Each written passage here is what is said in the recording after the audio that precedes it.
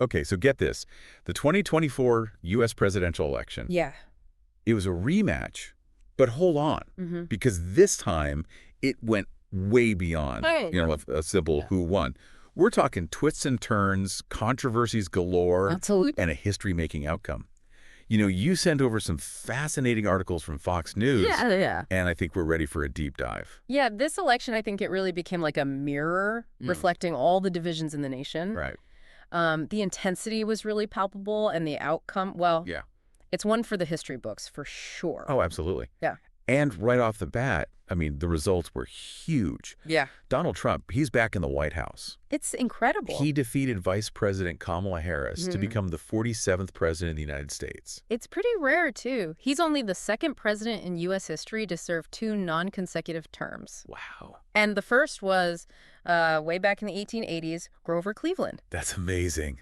So it really puts Trump's win into a whole new perspective. Yeah. It makes you wonder, how did we even end up with a Trump-Harris face-off in the first place? Right. Weren't we expecting a Biden-Trump rematch? Yeah, you're right. That was the initial expectation, but Yeah. that first debate between Biden and Trump, it really changed everything. I remember that debate. It was Yeah, it was rough. it was hard to watch. It was really hard to watch. The pressure just mounted on Biden from within the Democratic Party. And just a few weeks later, he made the decision to drop out of the race, Wow. leaving Harris to lead the ticket. Talk about a sudden shift in the campaign. Yeah. Harris had to step up and face off against Trump. who's never been one to shy away from a fight. No, absolutely not. And then you add on top of that the shocking events that followed. Like that. We're talking about 2 separate assassination attempts on Trump during the campaign. Yeah, the first in July in Butler, Pennsylvania. He was shot in the ear while presenting an immigration chart at a rally. Oh, He even said the chart saved his life. it's chilling. It's a chilling thought. Then just a few weeks later, another attempt at his golf course in Florida. Thankfully, in both cases, the Secret Service apprehended the gunman. It's amazing. But these attempts definitely brought, I think, a whole new level of tension Yeah. to the race. And it fueled that, already intense rhetoric with Trump blaming the Biden-Harris campaign directly for inciting violence. Right. He even said that they were destroying the country Wow. and that he was the only one who could save it. It's pretty intense. It really is. It's like the country was holding its breath. But amidst all of this chaos, Trump just kept going. Yeah. It's almost like he channeled that Teflon Don image from his first term, that ability to seemingly emerge unscathed from any scandal. Yeah, it seemed like these challenges, instead of derailing him, just energized his campaign even more. Yeah, It reinforced that fighter image that he has with his supporters. absolutely. And that fighter image, it was front and center in his messaging. Yeah. He really honed in on those core themes that resonate with his base. We're talking economic growth, border security, tackling inflation, Yeah. and what he called peace through strength on the world stage. Classic Trump. Classic Trump. But Harris, she had a different focus. She was really framing Trump as a threat to democracy. She warned about a potential national abortion ban, which Trump denied, of course, Right. and emphasized issues like social justice and climate change. It was really a battle of ideologies, right? 2 completely different visions for the future of the U.S. Absolutely, and you could see that in some of the campaign moments. Remember when Trump actually worked a shift as a fry cook at McDonald's? Oh, yeah. Just a clear dig at Harris, playing into that work ethic comparison. That was brilliant. But then on the flip side, you had Democrats comparing Trump to Hitler, Yeah. and Biden even referring to Trump supporters as garbage. The rhetoric definitely escalated on both sides. It did. It's like each side saw the other as an existential threat, Yeah. which fueled those divisions that were already there. Right, and speaking of surprising turns, let's talk about the endorsements. Okay. Trump had the usual Republican heavy hitters backing him, Right. but then he gets support from some unexpected figures like Robert F. Kennedy Jr. Wow. and Tulsi Gabbard, both former Democrats. It makes you wonder what drew them to Trump. It's so interesting. It really speaks to that unique appeal of Trump, his ability to attract support from those who, might not typically align with the Republican Party. Yeah, it was an unconventional coalition. It was. And then you have the business world. Right. Elon Musk, Howard Lutnick, big names openly supporting Trump. Yeah.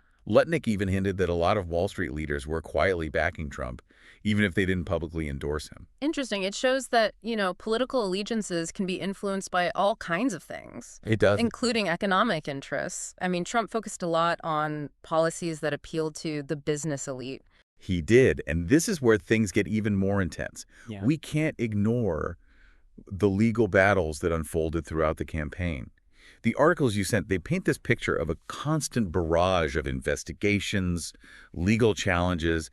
It's like there was a shadow campaign running alongside the actual race. Yeah, you're right. This is something we haven't seen before in American history. A former president, now a candidate, Right. facing multiple indictments while he's actively campaigning. Unprecedented. Okay, let's unpack this a bit. It all started with that dramatic raid on Mar-a-Lago, the classified documents case. Right. That case was eventually dismissed. The judge said that the appointment of the special counsel was improper, Yeah. but it really set the stage for all the other legal challenges that would follow Trump during the campaign. Then there's the investigation into potential interference in the 2020 election. Hmm.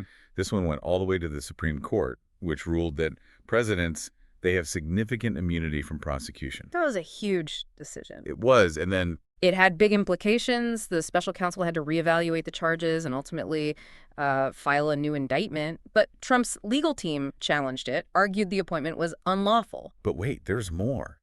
Charges from the Manhattan DA for allegedly falsifying business records. Yeah. A civil fraud case filed by the New York Attorney General. A defamation lawsuit from E. Jean Carroll. Wow. It's mind-boggling. Yeah, and don't forget the election interference case in Fulton County, Georgia, the one with the infamous mugshot. Right. Ironically, his campaign used that to fuel the narrative that he's a victim. It's incredible how he navigated all of this while running for president. He really did. He maintained this defiant, almost energized spirit throughout it all. Like, Yeah. remember when he delivered pizzas to the FDNY after a court appearance, Oh, yeah. turning a negative into a positive? Classic Trump. Classic Trump. He even predicted that these prosecutions would backfire, and it seems like he might have been right. It's fascinating how these legal battles might have actually helped him, solidifying that fighter image and rallying his base. Okay, so the big question. Trump's back in the White House, Right. but these legal battles, they aren't over. What happens now?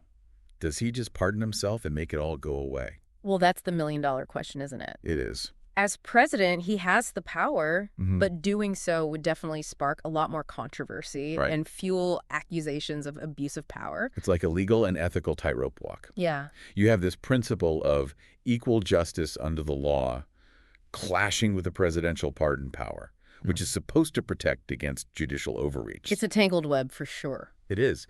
This election really pushed the boundaries of our legal system, Yeah. exposed those deep divisions in society. I think it's a situation that we're going to be debating for years to come. We've covered a lot in this first part of our deep dive, but I think we need to take a closer look at that Supreme Court ruling on presidential immunity. Just feels like it could have major consequences down the line. Yeah, it was a game changer, that ruling. It could reshape how we view the powers of the presidency, Absolutely. It really was a game changer. The Supreme Court, they basically said that presidents have significant protection from prosecution while in office, Okay. even for actions taken before becoming president. So it's not just about what they do while they're in the Oval Office, but potentially, Yeah. things that happened before they even took the oath. Exactly. That's a lot of legal leeway. It is. It had a direct impact on that 2020 election interference case against Trump. It forced the special counsel to really narrow their focus to actions that happened after he left office. So help me understand the implications here. Yep. What does this ruling mean for future presidents? Does this set a precedent, where they feel almost untouchable while in office? That's the worry, right? It does set a precedent of broad immunity for presidents while they're serving, Yeah. which could have a big impact on how they approach their duties, knowing they have this protection. But what about accountability? Yeah. I mean, if a president is essentially shielded from prosecution while in office, Right. how do we ensure that they're held responsible for any potential wrongdoing? Right. It feels like a catch-22. It is. It's a tricky balance, right? Yeah. The idea is to protect the presidency from frivolous or Right. politically motivated prosecutions, but at the same time, we need to uphold accountability. Mm-hmm. This ruling definitely tilts the scales in favor of presidential immunity, which Yeah. will be debated, analyzed for years to come. So we're grappling with these big questions about the balance of power, the reach of the law, and what it means for the presidency. Right. It's like this election opened Pandora's box of legal and ethical dilemmas. Absolutely. And remember, we were talking about how Trump was able to use these legal battles as a rallying cry for his supporters. It became this key part of his story. Yeah. The idea that he's fighting against a system that's rigged against him. Those Fox News articles, they really emphasized this weaponized justice angle. Yeah. They portrayed Trump as a victim of political persecution, constantly battling these attacks. And a lot of voters bought into that. They saw it as evidence of this deep state or a witch hunt Right. to prevent Trump from getting back into power. It's amazing how these legal battles ended up playing such a huge role in the election. Yeah. It's like they became a part of the campaign itself, It really did. influencing public perception, shaping the outcome. It speaks to, how polarized we are. Yeah. We have these two totally different interpretations of the same events, often shaped by, what people already believe and their party loyalties. It's like we're living in two different realities. It is. And that makes it so hard to have a productive conversation about these complex issues. Right. How do we bridge that gap when we Yeah. can't even agree on the basic facts? Yeah. It's like we're constantly talking past each other. That's the challenge, That's what our democracy is facing. Yeah. When we can't talk to each other, listen to other opinions, find common ground, democracy starts to, fall apart.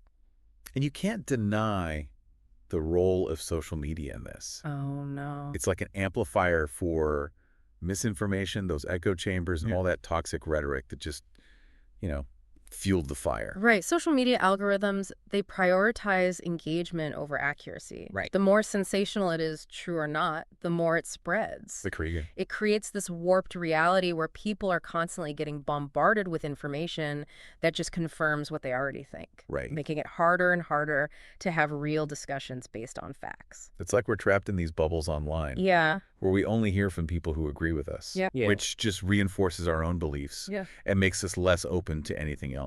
Absolutely. So we spent a lot of time talking about the legal stuff, the shocking moments and the deep divisions of this election. But I'm curious, how did we get here? Right. How did Trump, with everything, surrounding him, not only win the Republican nomination, Yeah. but also defeat the sitting vice president to get back in the White House? What was really going on? That's the question, right? We need to look beyond the headlines and figure out what really shaped this election, the things that led to Trump's comeback, and how the American voters are changing. I think you're right. It's so easy to get caught up in like the day-to-day news. Right. But I think we have to step back, Yeah. look at the bigger picture. What were those underlying forces that brought us to this point? I mean, a Trump victory. Yeah. In a lot of ways, it feels like, a rejection of how things are. It's true. I think it wasn't just, Trump versus Harris. It was this clash of ideologies, like a battle for, the soul of America. It really was. And we saw that in their campaigns, Yeah. right? Trump, he went back to his playbook, Yeah. tapping into that economic anxiety, Right. promising to bring back jobs, secure the border, Yeah. restore American greatness. It's a message that really resonates with, people who feel like they've been left behind, forgotten by the politicians. Right. They see Trump as someone who gets them, Yeah. who's not afraid to, take on the establishment. Absolutely. And then you had Harris focused on a more progressive agenda, social justice, climate change, protecting those democratic institutions, Yeah. speaking to a younger, more diverse group of voters who are worried about the planet, about democracy. It was like two different Americas clashing. Right. Yeah. Two sets of values, two different visions. And that's where those divisions come in, right? Yeah.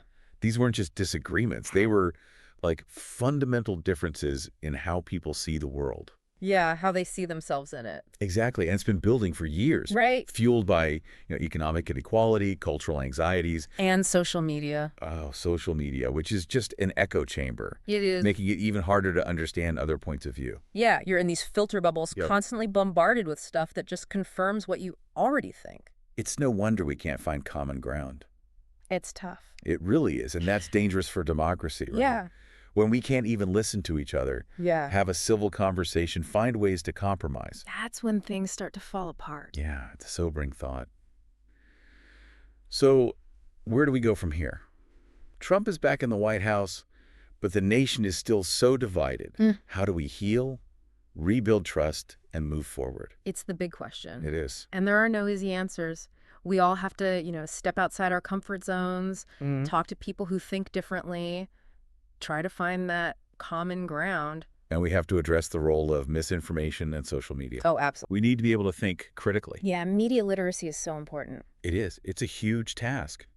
But if we want to save our democracy, Yeah. create a future where everyone feels heard, Where everyone's represented. we have to start having those difficult conversations, bridging those divides, and work together to build a better society, a more just and equitable society. Couldn't have said it better myself. You've given us a lot to think about.